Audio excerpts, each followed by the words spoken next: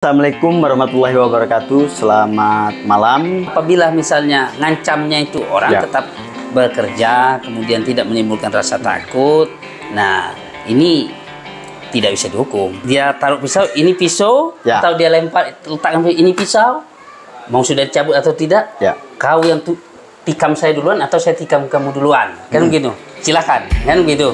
Itu bukan pengancaman, pilihan namanya. Saya sampaikan untuk berkonsultasi hukum dengan Bang Dian Burlian bisa melalui dengan nomor 08. Sekali lagi saya ingatkan agar para sahabat Detik Sumsel, Detik TV Sumsel untuk berhati-hati menggunakan media sosial.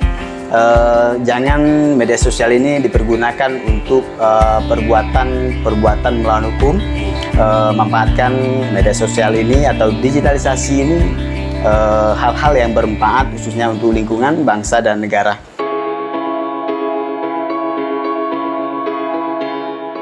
Halo, assalamualaikum warahmatullahi wabarakatuh. Selamat malam sahabat Detik TV Sumsel dimanapun kalian berada, baik di dalam maupun di luar negeri.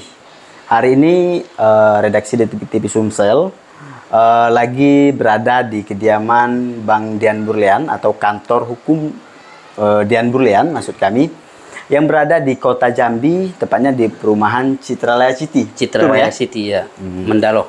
Ngomong-ngomong Bang Dian, izin sebelum kita mewakili sahabat Detik TV Sumsel untuk ada beberapa pertanyaan terkait kasus pengancaman. Alhamdulillah Bang Dian ada waktu malam ini untuk menjawab pertanyaan dari sahabat Detik yang selalu setia, maksud kami, bersama Detik TV Sumsel sampai hari ini. Oke Bang Dian, ada beberapa pertanyaan Bang, izin sebelumnya terkait kasus pengancaman Bang. Ini kan ada beberapa yang kami pelajari, yang kami pantau dan juga disampaikan oleh sahabat Detik Sumsel yang dikatakan termasuk atau tergolong pengancaman itu yang seperti apa? Pengancaman maksudnya itu kan banyak ya, bisa juga melalui tulisan, kemudian melalui media sosial langsung. Tapi yang menjadi pertanyaan mungkin saya mendapat inti dari pertanyaan masyarakat ya, pengancamannya seperti apa yang dapat dihukum, itu ya. Nah, pengancaman ini termuat biasa digunakan itu oleh penyidik atau oleh jaksa penuntut umum dan seterusnya, itu pasal 335 ayat 1.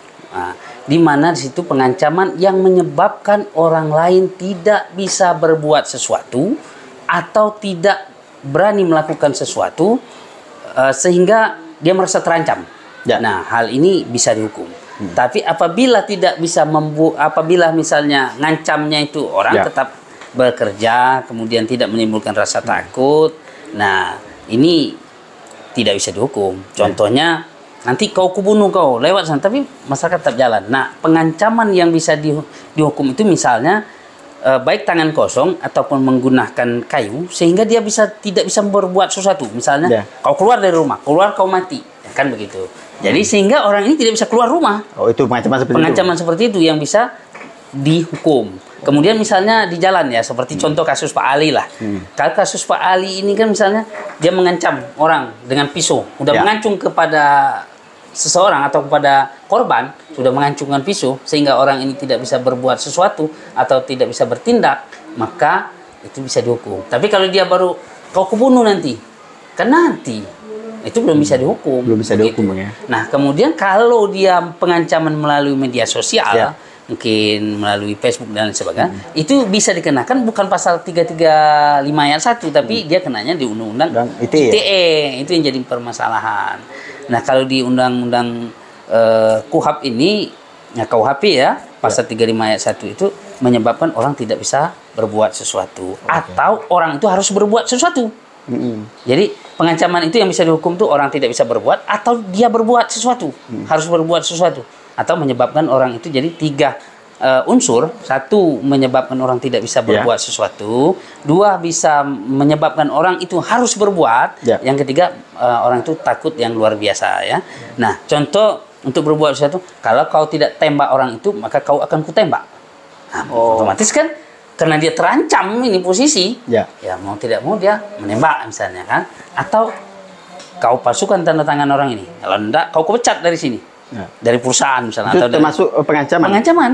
Nah, itu menyebabkan orang harus berbuat sesuatu tadi. Ini sehingga Bang, dia bisa dihukum. Yang agak menarik yang di perusahaan, ini sebagai contoh ya, mungkin sahabat Detik Sumsel ada yang bekerja di salah satu perusahaan dan diancam. Kalau tidak mengundurkan diri, maka akan diintimidasi. Itu termasuk pengancaman? Termasuk pengancaman. Tapi pengancaman dan bisa dipidana itu sesuai dengan pasal 335 ayat 1 ya buat laporan. Tapi ya, menjadi persyaratan kan harus diperhatikan juga, bukan sekedar masuk unsur terus kita lapor, bukan. Satu, saksi dan bukti harus disiapkan. Nah, ini satu alat bukti, dua keterangan saksi, ya, itu tetap berlaku. Tetap berlaku. Itu yang jadi poin dulu kan gitu. Ya, ada nih pertanyaan dari sahabat Detik juga sudah saya catat nih.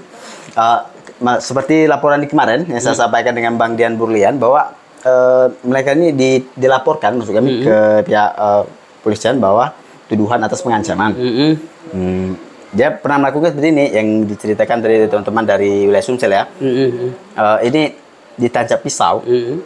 Dikatakan saya atau bapak yang nusuk duluan. Ya. Dikatakan sih. Atau misalnya ini dia taruh pisau, ini pisau, atau dia lempar letakkan ini pisau, mau sudah dicabut atau tidak?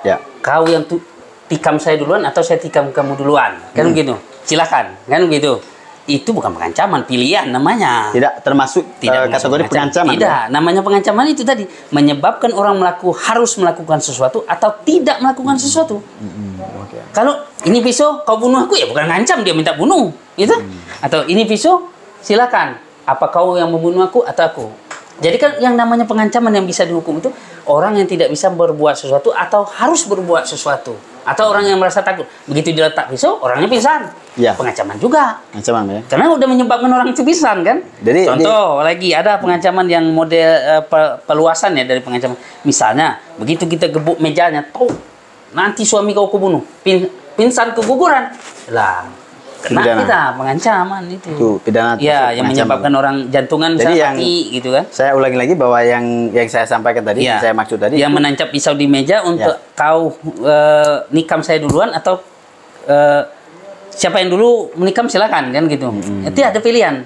Orang itu bisa juga lari. Yang nama pengancaman itu orang tidak bisa lari lagi. Kalau jadi itu bisa, kalau memang peristiwa seperti itu dikategorikan, dipastikan bahwa hal tersebut tidak ada pidananya. Tidak ada pidana, ya? Tidak ada. Mau di Jepang dimanapun dibawa itu tidak pidana. Tidak pidana pengancaman ya. Tapi kalau misalnya polisi melarikan penggunaan senjata tajam, misalnya tajam ya, Undang-Undang Darurat nomor 12 tahun 59 atau 51 ya kan salah itu bisa kena karena kepemilikan sajamnya. Beda dengan pengancaman. Beda dengan pengancaman gitu. Pengaduan dari teman-teman mungkin sudah dijawab oleh Bang Dian Burlian. Itu bukan pengancaman. Semoga ini semua bisa bermanfaat untuk para sahabat semua. Ini mungkin kita menjadi korban, Bang. Korban pengancaman. Itu melapornya bagaimana? Bisa Bang jelaskan? Ini, kalau Bang Dian yang menjelaskan ini lebih detail. Artinya begini, begitu kita mendapat ancaman ya seperti 3 hal tadi. Misalnya kita menyebabkan kita pingsan, terus jantungan, lari ke rumah sakit, itu kan pengancaman juga ya. Yang kategori bisa dihukum. Nah, yang paling harus diperhatikan itu yang sering terjadi itu harus melakukan sesuatu atau tidak melakukan sesuatu. Jadi apabila kita misalnya diancam nih di perusahaan, misalnya kita harus mengundurkan diri lah contoh tadi. Kalau tidak mengundurkan diri, maka kau akan pindahkan ke Kalimantan misalnya. Atau kau pindahkan ke sana, atau nanti kau kubunuh atau kupukul, ya itu intinya. Maka seseorang tersebut tidak berani lagi bekerja dan harus mengundurkan diri. Tapi pengancaman itu harus ada minimal 2 alat bukti tadi ya. Ada laporan. Biasanya polisi dalam hal menyidik ini kan cuma berpatokan sesuai dengan Perkap ya, bahwa itu adanya laporan plus 1 alat bukti. Misalnya tadi korban ya melapor, itu sudah alat bukti itu sudah bisa diproses oleh pihak polisian. Tapi beda penetapan tersangka ya, ini baru apakah polisi boleh menindaklanjuti laporan tersebut atau tidak. Nah kalau penetapan tersangka nanti 2 alat bukti plus tadi 1 barang bukti, 2 alat bukti plus 1 barang bukti. Jadi kalau dia cuma ada saksi aja, misalnya tidak ada visunya, gitu, misalnya tidak ada hal-hal yang menyebabkan pokok barang bukti ya misalnya, nah, itu tidak bisa dipidana. Jadi kalau untuk menetapkan tersangka ini harus digarisbawah dulu. Kadang masyarakat ini kan untuk lanjuti atau untuk memproses hukum atau menetapkan tersangka kan beda. Jadi untuk menduga dulu atau harus ada bukti permulaan cukup. Nah, bukti permulaan cukup tadi ada satu laporan plus ada satu saksi. Misalnya, oh iya benar dia diancam. Jadi kita periksa. Nanti dari pengembangan itu untuk meningkatkan dari penyelidikan menjadi penyidik atau tersangka, maka tadi 2 alat bukti plus 1 barang bukti. Nah, kita nyatakan orang tuh ngancam pakai pisau. Lah kalau pisaunya tak ada, nggak ada pisaunya gimana? Kan nggak ada alat bukti, Bang ya. Tidak ada bukti. Kita harus mencarikan alat bukti tersebut. Jadi kalau kita bagaimana cara kita melapor? Ini Bang, izin Bang, saya potong sedikit. Ini tempat perkara atau TKP di mana pengancaman tersebut ketika ada CCTV itu kan sudah bisa menjadi alat bukti.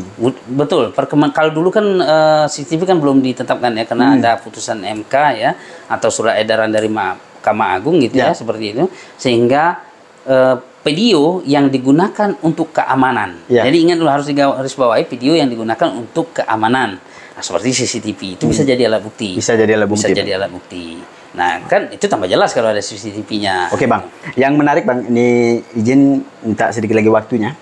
Itu pengancaman melalui media sosial. Mungkin teman-teman ada pengancaman, bisa Abang lebih detail maksud kami memaparkan seperti apa ancaman tersebut yang ada unsur pidananya dan bagaimana cara melaporkan pengancaman terus ke pihak kepolisian. Yang khusus media sosial ya. Yang berhubungan dengan undang-undang ITE, Bang. Ya. Jadi begini. Beda dengan yang langsung ya, beda. Justru lebih gampang ITE-nya. Tapi pertama harus ada kalimat mengancam. Kemudian kita screenshot ya supaya nanti kalau dihapus kan. Yang kedua kalau dia langsung mengancam ke kita hanya 1 kali, dia bisa punya alasan artinya bahwa itu salah kirim. Bisa. Tapi kalau dia sudah berulang kali, kemudian harus membuat nama jelas kita. Oh, jelas kita yang tinggi ya. Nah, misalnya kepada bisa juga dia inisial misalnya kepada DB, ini awas lo ya, saya ingatkan kau, nanti ketemu di mana kau kubunuh. Nah itu kan sudah DB di sini kan dimaksudnya siapa?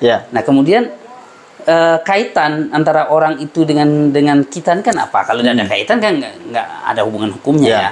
Misalnya suatu pekerjaan apa intinya kemudian itu harus disebarkan kepada banyak orang. Oh itu di publik lah Bang ya. Publik. Tapi kalau bagaimana dia WA ke kita langsung, dia tetap kena. Tapi kan tidak kena menyebarkan. Kan itu makanya ada menyebarkan, ada mentransmisi, mengambil ya kan. Seperti pasal 27E gitu kan. Itu kan di pasal 27 dijelaskan. Jadi orang yang mengancam itu harus jelas siapa tujuan yang diancam. Nah, itu yang kalau di dalam media sosial itu agak rumit, ya agak rumit. Tapi harus jelas siapa orang yang diancam. Loh, kalau dia lewat SMS ya jelas kita dong. Ya kan? Siapa lagi? Tapi kalau dia ngancamnya di Facebook, di laman Facebooknya, nah itu kan sulit kita. Tapi kalau dia langsung ditujukan ke kita, bisa. Tapi kalau di laman Facebook, kalau dia langsung menyebut nama kita, bisa. Berarti orang yang diancam kita betul. Tapi kalau nggak nyebut, itu sulit. Tapi kalau dia WA ke kita, ya jelas siapa lagi. Nah, tapi WA itu kalau hanya sekali, mungkin dia punya alasan. Tapi kalau udah 2 kali, atau kita jawab, 4 kali itu berarti apalagi ada lebih dari 1 kali lah pokoknya, berarti kan sudah memang kita yang dituju gitu. Itu kita screenshot dulu, kemudian tanggal harinya, kemudian kita cari karena kan gampang kalau media sosial kayak begitu kita lihat, kita panggil teman-teman. Rekam jejaknya. Iya, kita panggil teman-teman dulu. Lihat ini benar nggak ini orang ngancam saya gitu. Sehingga dia atau melalui telepon bagaimana, Bang? Kalau melalui telepon, misalnya contohnya, awas Pak Dian, kamu bantu orang kecil, saya bunuh kamu. Misalnya seperti itu. Kita harus ada rekamannya. Karena telepon kan membuktikan dari lewat apa? Nggak gini, kita telepon nih, tapi ada saksi yang melihat. Itu apa bisa menjadi untuk bahan untuk melapor sebagai saksi? Tapi nggak ada bukti itu melalui telepon, Bang. Kalau melalui telepon kan otomatis kan jawaban ada riwayat panggilan masuk, panggilan itu harus direkam juga ya? Ya kalau bisa direkam, kalau nggak direkam, tapi yang penting saksi lebih dari 1 orang. Oh, itu yang melihat. Ya, untuk yang melihat ya. Sehingga kan di Telkomsel itu ada nanti ini bisa diputar balik. Oke, baik. Itu ada rekam jejaknya ya? Ada. Bisa sedikit saya sampaikan supaya tadi kan belum jelasnya cara melapornya ya. Jadi kepada masyarakat itu yang mau membuat laporan, pertama kali harus bawa KTP. KTP dulu nanti ditanya identitas nggak ada, nggak ada KTP, SIM, paspor, boleh. Itu dulu yang paling penting untuk dibawa ke kantor polisi. Kemudian baru tadi bukti dan saksi. Nah, kalau untuk jelasnya nanti bisa lihat di literatur hukum. Itu ada 9 langkah untuk membuat laporan. Jadi mulai dari 0 sampai akhir supaya laporan kita diterima. Biar ada pengalaman baru ya. Bisa Bang ceritakan 9 untuk membuat laporan tersebut secara detil dan singkat, Bang. Ya, singkat aja ya. Artinya pertama tadi KTP ya. Kemudian kita saksi, bukti, udah tuh apa yang terjadi dengan kita. Misalnya kita dirampok, kita itu harus tahu dulu. Kalau melapor nggak tahu apa yang terjadi kan. Nah, kemudian apa yang terjadi, kemudian di mana kejadiannya, kemudian apa namanya itu, siapa saksinya, kerugian kita, kerugian kita, korbannya siapa, tentu kan. Kadang melapor belum tentu juga kita korbannya, bisa jadi orang lain korbannya. Kemudian itu yang paling penting lagi ya, kita harus bisa menceritakan. Jadi sebelum kronologis, jadi 9 itu. Jadi sebelum itu kita buat dulu persiapan ketika ada itu. Jadi begitu kita ditanya di polisi, kita nggak ragu lagi. Oh, begitu Bapak membuat laporan, ada identitas, kita kasih KTP. Apa yang terjadi dengan Bapak? Saya dirampok, ya kan? Di mana? Di situ. Jam berapa? Siapa yang melihat, ya kan? Kemudian bagaimana Anda setelah dirampok lari kemana? Kemudian tolong diceritakan kronologisnya. Jadi kita cerita dari rumah sampai kita rampok, sampai lapor polisi. Nah, kemudian kita yang terakhir itu korban kita, kerugian kita apa? Kalau rampok nggak ada kerugian juga enggak sama aja. Jadi kerugian kita apa? Beda motifnya. Undang-undangnya pelaporan. Jadi yang mau dirampok orang itu apa? Motifnya lah gitu. Oke, baik para sahabat Detik semua, izin Bang Dian, saya ulangi lagi. Saya mewakili netizen atau para sahabat Detik TV Sumsel yang mengucapkan terima kasih atas waktu yang diberikan. Semoga ini bisa menjadi amal pahala dan amal jariah orang tua kita, para leluhur kita. Saya sampaikan untuk berkonsultasi hukum dengan Bang Dian Burlian bisa melalui dengan nomor 0821 7988 8020 atau di nomor 0821 8656 6445. 0821 8656 6445 Bang ya. Yang jelasnya gratis gitu loh. Secara cuma kita kasih. Kita sampaikan lagi bahwa konsultasi ini gratis. Hati-hati jika ada yang mengatasnamakan kantor hukum Dian Burlian yang meminta sejumlah uang untuk berkonsultasi hukum, patut kita duga penipuan yang disampaikan Dian Burlian. Saya izin, para sahabat, izin undur diri. Saya ulangi, terima kasih banyak Bang Dian sudah menyitakan waktunya untuk sahabat Detik TV Sumsel. Sekali lagi saya ingatkan agar para sahabat Detik Sumsel, Detik TV Sumsel untuk berhati-hati menggunakan media sosial. Jangan media sosial ini dipergunakan untuk perbuatan melawan hukum. Manfaatkan media sosial ini atau digitalisasi ini hal-hal yang bermanfaat khususnya untuk lingkungan, bangsa dan negara. Berhati-hati menggunakan media sosial, jangan menggunakan media sosial kita untuk hal-hal yang negatif. Izin, saya Horil Ardian dan Bang Dian Burlian dari Kota Jambi, 2 April 2024. Sekali lagi saya sampaikan, mohon maaf rekan-rekan ketika ada keliru kata dalam lisan kami. Kami juga manusia biasa, pada Tuhan saya mohon ampun, pada rekan-rekan semua saya mohon maaf yang sebesar-besarnya. Sekali lagi saya ulangi, wassalamualaikum warahmatullahi wabarakatuh.